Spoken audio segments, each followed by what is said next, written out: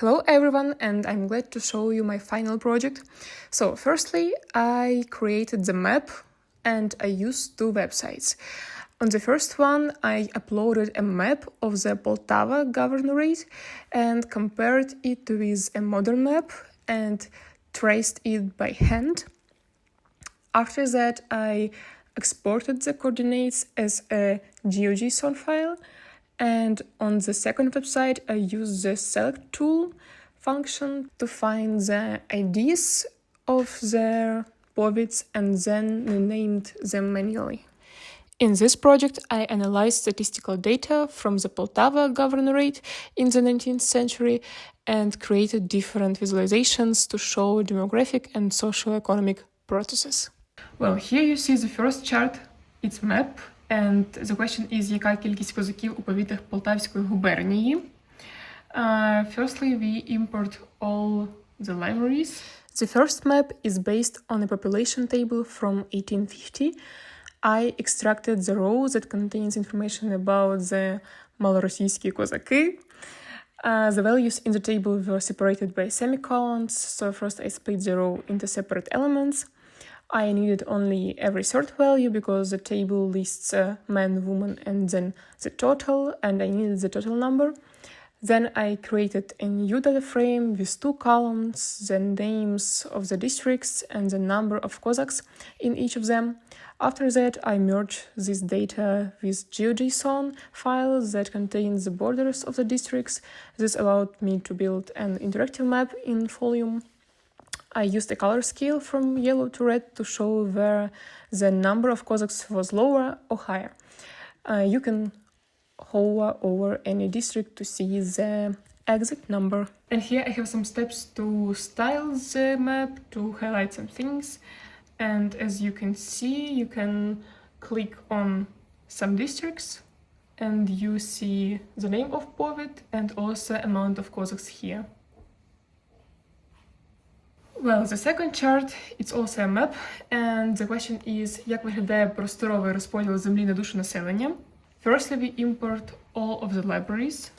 The second map uses the different data, the amount of land per revision soul in 1884. Because the original table had an unusual delimiter, I used CSV sniffer, if I read it correctly, to automatically detect it. And then I loaded the file, kept only the district names and the total land column, converted the numbers to floats, and merged the table with the geodata. After what I again created an interactive volume map. This time I used a green color scale, where darker green means more land per person.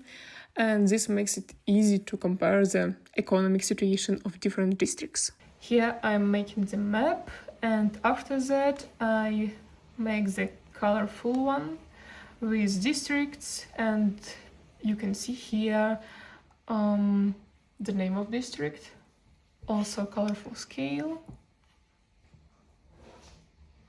The third visualization is a bar chart showing mortality from 1835 to 1850.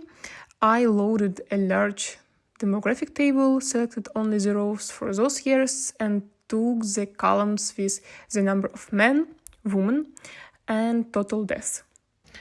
Well, after that, I take only three last columns because only there we have useful for this graph data. After converting everything to numeric format, I built a bar chart that shows how mortality changed over 15 years, and it clearly shows the years with increases and decreases. Well, after that we have fourth chart, it's a bar chart, and the question was, у яких містах яка частка євреїв була у 1735 році. Here we import the libraries. Here we take only these rows that we need. And here I rename the columns because it's easier to read them as Mr. Еврей and Загалом. After cleaning the data and converting it to numbers, I calculated the share of Jews and built a bar chart. And also I rotated a bit the names of the cities for better visualization.